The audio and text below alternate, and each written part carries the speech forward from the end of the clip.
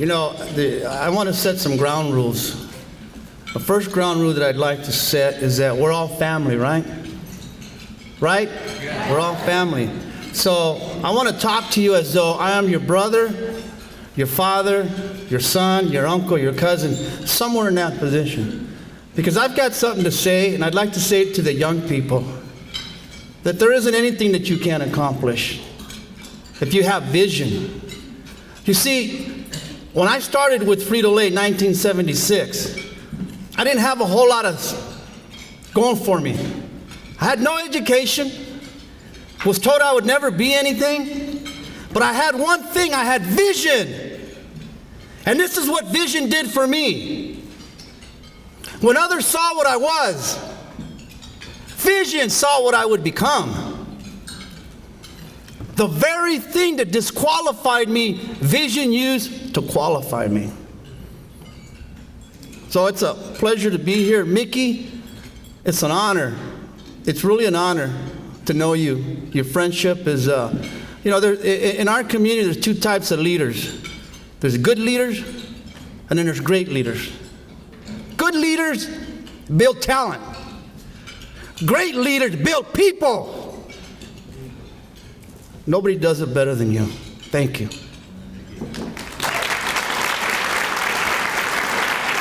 I would also like to thank Dr. Andrade.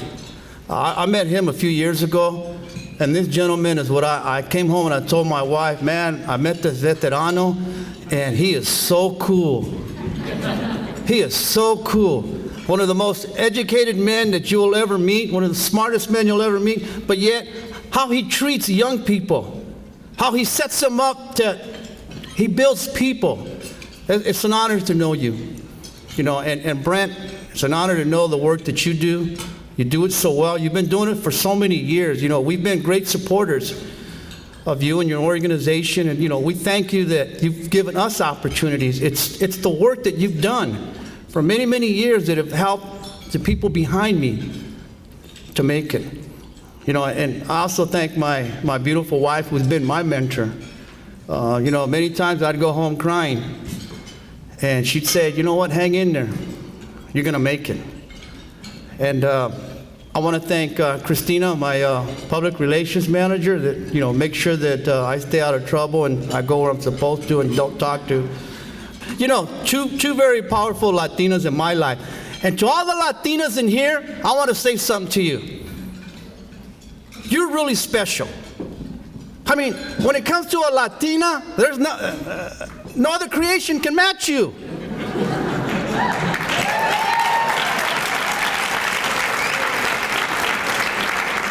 So I've said this 1,000 times, and I'll say it another 1,000 times. When God created the Latina, He was showing off.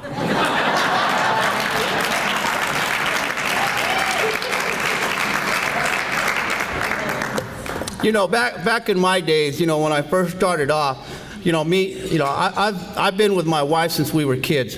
We've been together 40 years. We've been married 35 years, been together 40 years.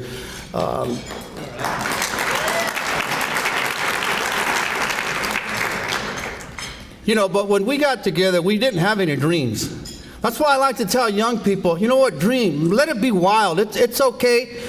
Throw it out there.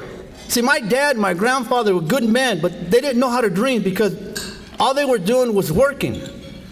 So when I started working full-time when I was in the 3rd grade. My grandfather picked grapes, my dad picked grapes, then I picked grapes. So we didn't have time to dream. But we had hope. And our hope that someday we would have a better future. That maybe someday we don't have to worry about how we're going to feed our kids today. Maybe someday we'll have a bank account. Maybe someday, Judy, you and I will be able to write a check. Maybe someday we'll live in that neighborhood that we used to go trick-or-treating, and they'd throw us out because they say, you don't live in this. But I remember, I didn't want to go trick-or-treating in the barrio. There was no candy in there. Me and Judy used to go across town where you get the big Hershey bars. But after a while, after a few knocks, they would realize, you know what, this is not your neighborhood, is it? Go back. we were never hurt because we didn't know what discrimination was.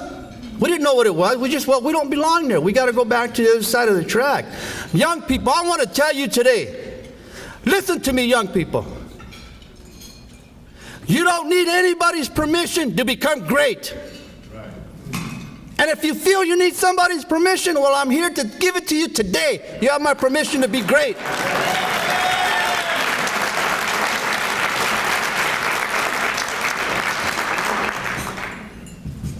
So, for me, it all began in the 60s. You see, during the civil rights movement of the 60s, I wasn't old enough, Mickey, to have an impact on the movement. But I was old enough that the movement had an impact on me. Here it is. Let's go back to 1960-something, okay? I won't give you the exact date. Third grade.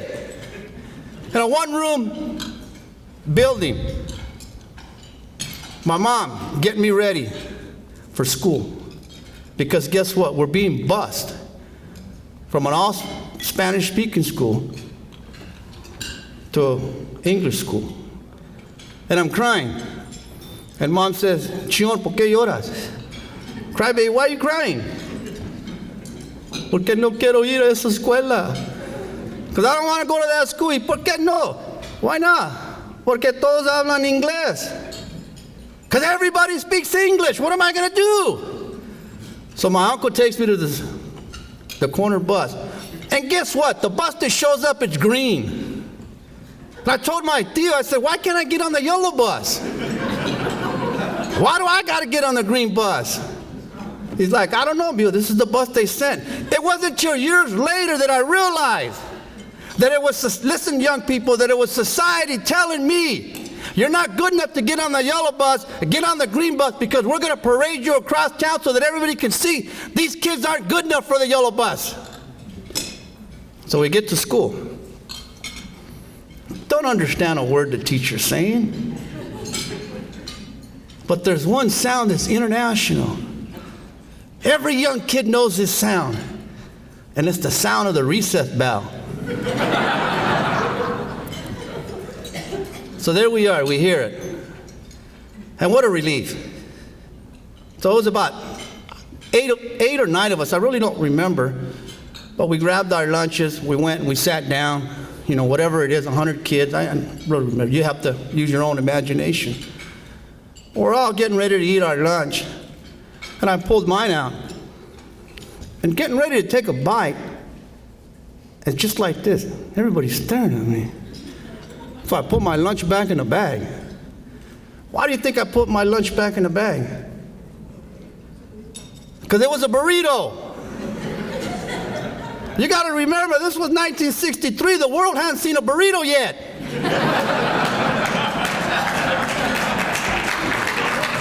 Contrary to popular belief, Taco Bell didn't introduce the burrito to the world. Me and my mom did.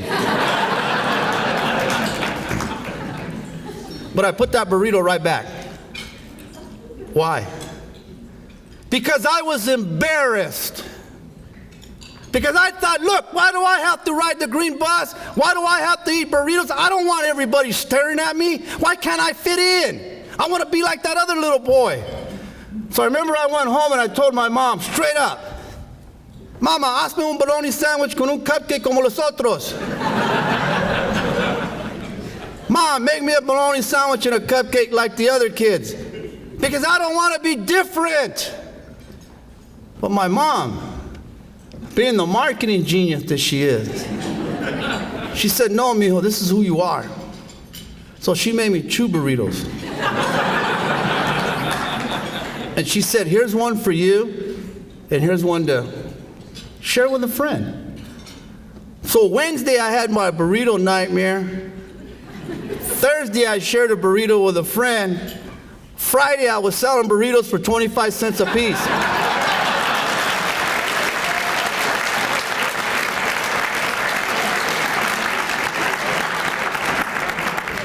My young brothers and sisters, that's when I started to find out, well, wait a minute. Maybe there is something special about being different. Maybe it's okay to speak a different language. Maybe it's okay to eat different food. I finally realized, young people, I finally realized that none of us were created to fit in. We were created to stand out. Young people, live your life, stand out, regardless of what anybody thinks. Remember.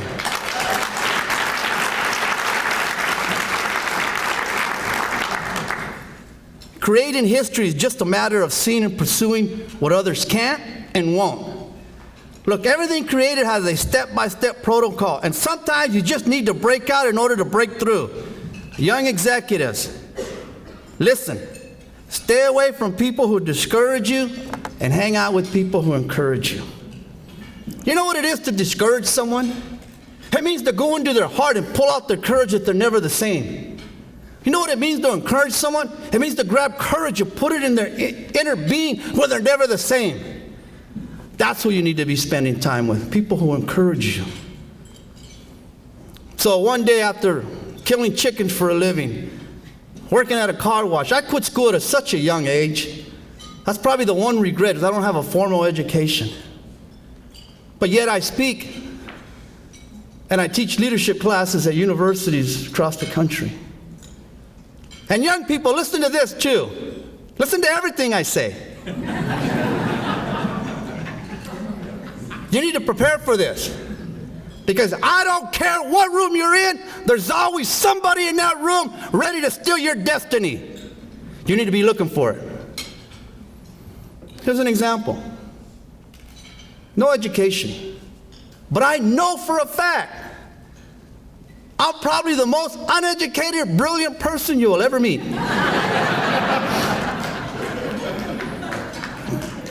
Teaching an MBA class, Sid, about 20 students. It was a 6-week course, and I scheduled my time to make sure that I was there on that Thursday. Young MBA student says, "Wow, Mr. Montanez, all my professors have a degree. Where did you get your degree?" And I'm writing on the board. Somebody always in the room to try to steal your destiny. Where did you get your degree? Looked right at him and said, University of Cucamonga. He said, "Where's that at?" "Never mind, private school, you couldn't get in."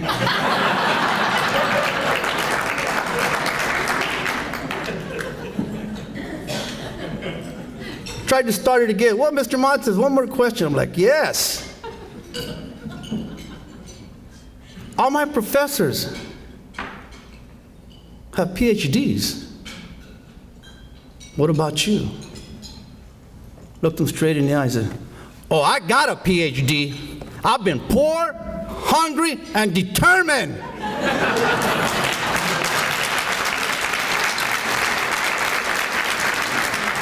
Young people, you need to know that nothing outside of you is bigger than what's inside of you. Go ahead, release the limits that have been placed on you and set free the unlimited life you and I are intended to live. We're all brilliant human beings, and we all hold the gift of genius. 3 things that I'd like to do today, Mickey, and you've got to keep me on time, Christina. I know Mickey gave me a half hour. It takes me 25 minutes to get into my message, so. 15 minutes. But 3 things that I'd like to do real quick. And I believe these are the 3 things that everyone in this room do. Is you inspire. Someone inspired me, and the word inspire simply means to breathe life into someone. That's all inspire. Somebody did that for me. Encourage you. Somebody encouraged me, and I know that's what you do. You know, there's a whole lot of things that I don't have. One of them that I do have is courage. Now, let me tell you where I got my courage. Back in the 3rd grade. On Tuesdays. Every Tuesday they had after-school reading. One trailer would pull up outside for the Latinos, and the other trailer would pull up for the white kids. And every Tuesday, 3 o'clock, we'd get in line. But one day, I had a revelation that led to a revolution. That became an evolution in my life. Young people, remember that. Get a revelation, because it'll lead to a revolution that'll create evolutions. So one day, Here's the antidote to fear. One day, on Tuesday, I decided to break ranks. And I got out of the line that I was told to get into. This is the Latino line. I got out of that line. And I got in the white line. And I had a fear that I've never had as a child. And my own, intentionally or unintentionally, were calling me back. Ricardo, estás loco, you're in the wrong line. This is the line you're supposed to get in. But this is what I said, with fear. But listen to me, I had something inside of me that was greater than the fear. I looked at them and I said, they got cookies inside.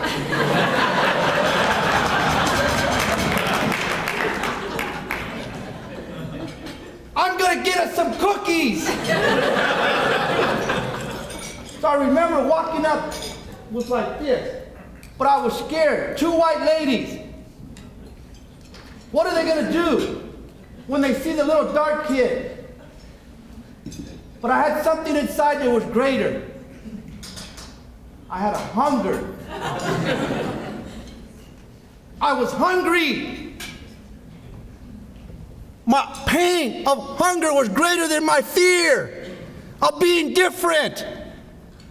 What if I just could get a cookie for me and my friends? So I got closer and closer.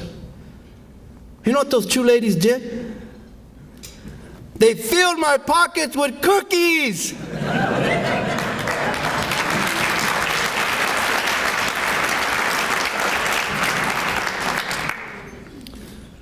You're all wondering, what's the moral of that story? Couple of parts. First, if you're hungry, young people, if you're hungry for that position, for that career, fear will leave. If you're hungry to live in that neighborhood, fear will leave. If you're hungry to run for that political office, fear will leave. So one day, my neighbor says, they're hiring at Frito-Lay. Frito-Lay? Wow. Went, got an application. Couldn't read or write, but I had my beautiful wife who filled out the application. Went back, it was like 11:30 in the night. And in those days, they didn't do background checks, and I thank God they didn't do background checks.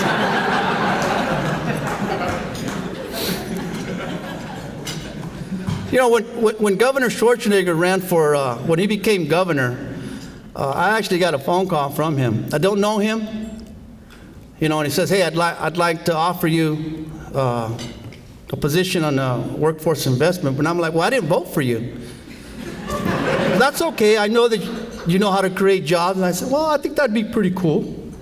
He says, okay, I'm gonna put you in contact with my, what do you call him, Mickey, the guy that appointment secretaries? Exactly. Yes, and anyways, you know, we did the interview, he faxed it, we went down the list. The very first question,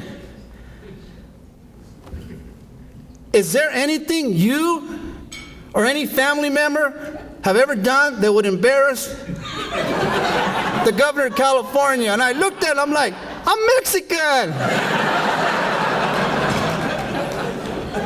So we got by that. And then the last one, the appointment secretary says, welcome, you're in. All we got to do is a background check. And I'm like, well, how far back do you go? So anyways, I get hired at Frito-Lay. I remember telling my dad and my grandfather, and my grandfather said, well, ¿qué hacen ahí? I didn't really know how to explain, you know, potato chips. I just said, well, you know, papas fritas. Oh, qué bueno, mijo. You're doing so good. And I was a janitor. But you would think in the Montanez family, that I just graduated from Harvard because something was happening. Young people, there was a revolution that was taking place in the Montanez family. Somebody was breaking away from the great fields, was going into a factory job as a janitor. And somebody said, you're just a janitor? No such thing as just a janitor. No such thing as just a waiter. Every waiter in this room, I want to tell you that someday you can manage this hotel. No such thing as just.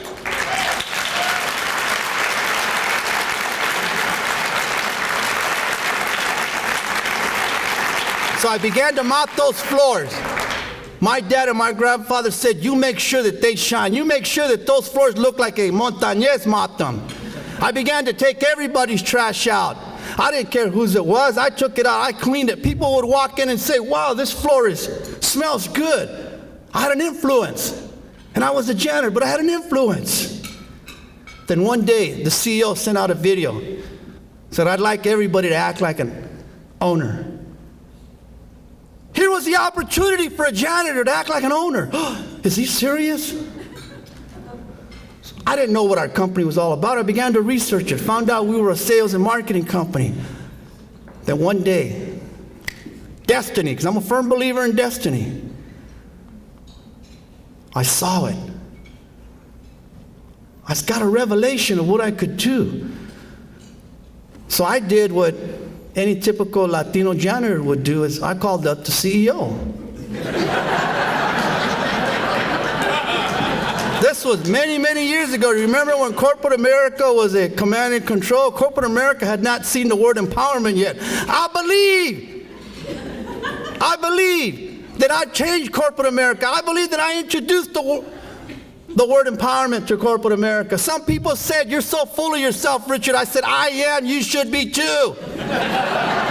Fall in love with yourself, because when you fall in love with yourself, there's a freedom to be yourself.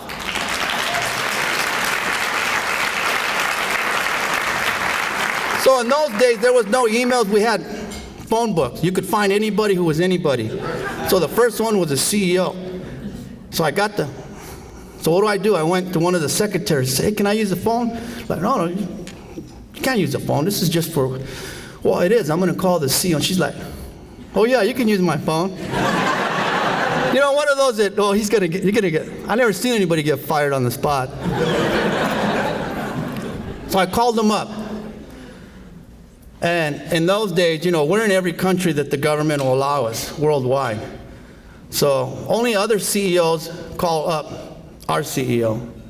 So the secretary says, his executive assistant, who was a visionary and still my friend today, says, well, what country are you calling from?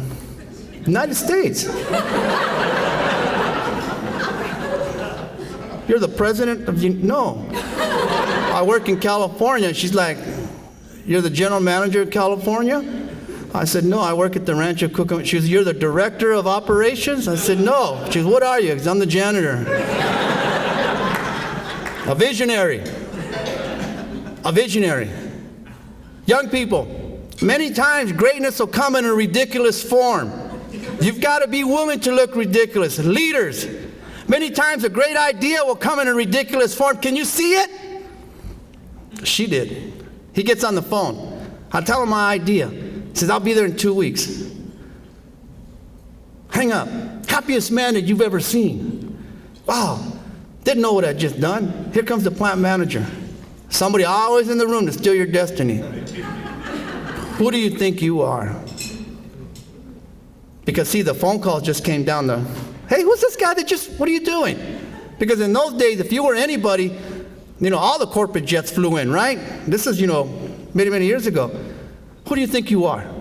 Oh, you're going to do the presentation. Everybody's coming. Now I got to fix everything. Now I got to paint the place. So I remember I went home and I told my wife what I've done my whole career. I don't know what I did. But now they're coming and, you know, we're going to go get a book on how to create a marketing strategy. Don't worry. Richard, you're destined to stand before great men. Don't worry. So we went to the library, checked out a book on how to create a marketing strategy. And you know what I did? We copied it word for word.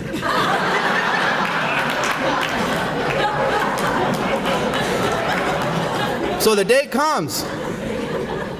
You know, we didn't have technology, right? We had, remember the transparencies? So I made a bunch of copies. I went to a store, bought my first tie for $3.50. Had my neighbor fix it, so in the morning I just...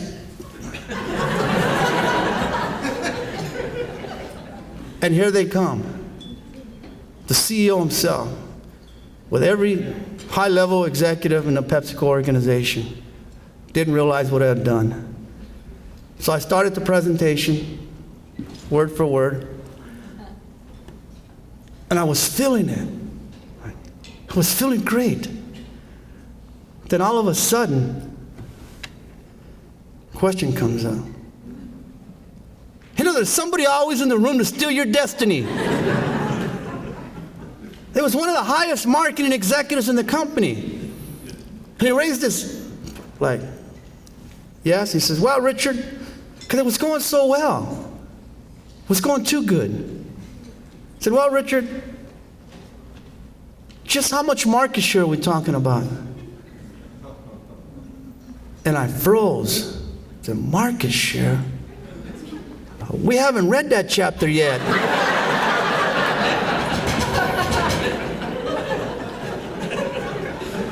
So I almost fainted. I was that little boy again. When will I fit in? I'm making a fool. Who do I think I am presenting to some of the most educated men and women of my organization? But then I remember going into the stores. You know, we call them, where the racks are, we call them gondolas. With the most ridiculous smile you would ever see, I said, oh, this much market share.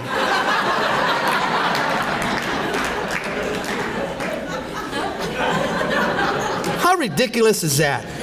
How much market share? This much market share. You know what the CEO did? I didn't realize what I'd done. But the CEO stood up and he said, ladies and gentlemen, do you realize that we have the opportunity to go after that much market share?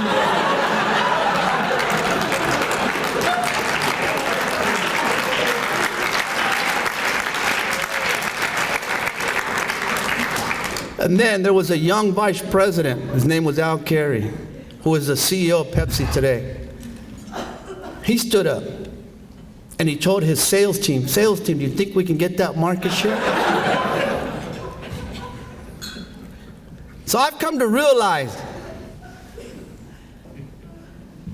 that I've become a legend, not being ridiculous, but I've accepted who I am. So be it. So what if I'll never look like a regular vice president? I don't even tell people what I do because nobody believes me anyways.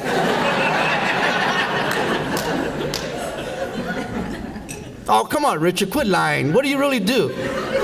I oversee the... No, what do you really do? What do they pay you to do? Well, I just give it up. I don't do anything. I still mopping floors. But young people, I want you to understand, there's always somebody that's going to try to steal your destiny. You need to be prepared. You need to be looking for it. And I also want to tell you that corporate America is looking for you. See, your job isn't to break the doors down.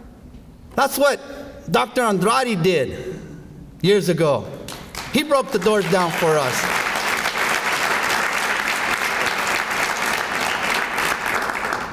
And then leaders like Mickey came in. You know, it's kind of embarrassing. On my bio it said, you know, been invited to the White House several times. It's like, well, I've been invited to the White House several times, but he had a key to the White House. Men broke the doors down. Other men got the keys. And what, you know what they did with it? They made copies. And they began to pass the keys out. That's what we're doing here. We're giving you the keys to success. We're making room for you. We're telling you that we have your back. That's the new generation. So, the next is history. The new product became $1 billion a year product. You know, I've created 12 other products, but I can never tell that story because people stop at Flamin' Hot Cheetos. But I always say, but I got 12 other products. No, just tell us the Cheetos story. And I finally accepted, Mickey, who I was and what my calling was. I knew that I didn't have a career, I have a calling. Out of that, me and my wife were able to create our own foundation. Last year, we fed just my family. 3 boys, 2 daughter-in-laws, 5 grandkids. Last year, we fed over 20,000 people. Last year, me and my wife, we bought 5,000 pairs of brand new shoes, good shoes. We gave them away to kids that needed them. Last past Christmas, we gave away 2,000 wrapped presents to kids that needed them. And people say, why do you do it? This is what I'd love to say, because I can.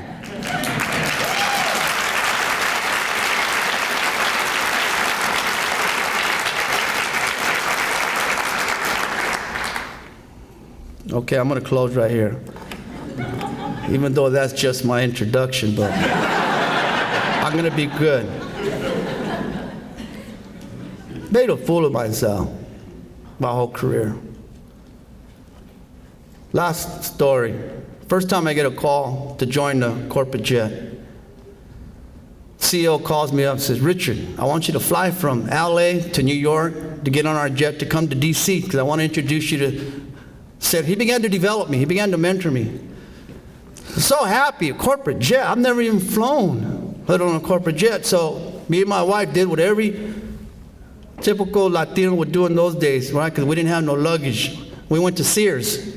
And we bought that piece of luggage where there's, 5, 10 inside. It was about this size. I'm going for one day, and Judy packs it with, and I'm like going for one day. So I pull up to the hangar, and there's 2 pilots, and they're looking at me, they're like, I'm like, what? She goes, that's not going to fit. I go, well, you got to put it. So I was the first one there. I sat in the first seat that I saw. And I could see at their hangars, I could see the limos pulling up, and it was the CEO and the board of directors. And they were all coming. And, first time I had my own lunch,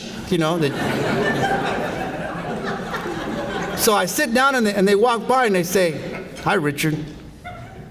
Hi, Richard. And here comes the CEO. Hi, Richard.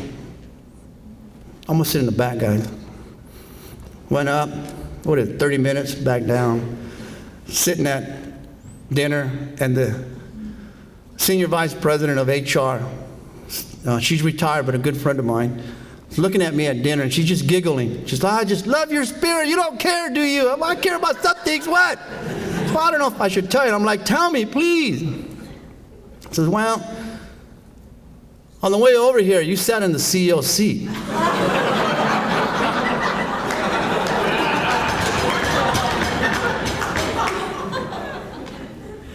Man, I felt like that. The first thing I thought was, man, typical Latino, even on the corporate jet, I call shotgun.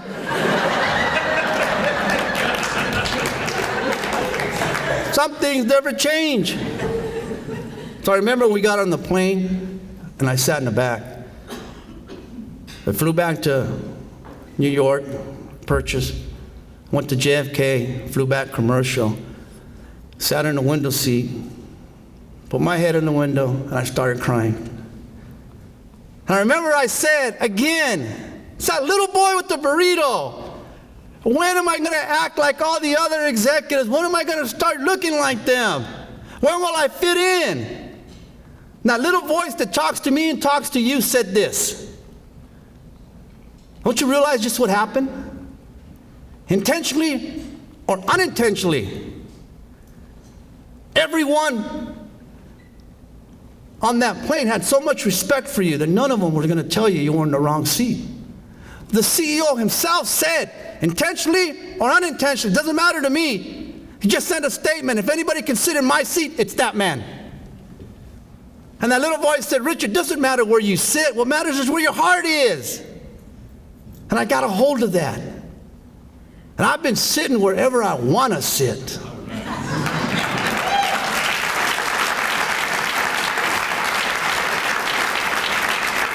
let me close with this. This is for my young friends in the room.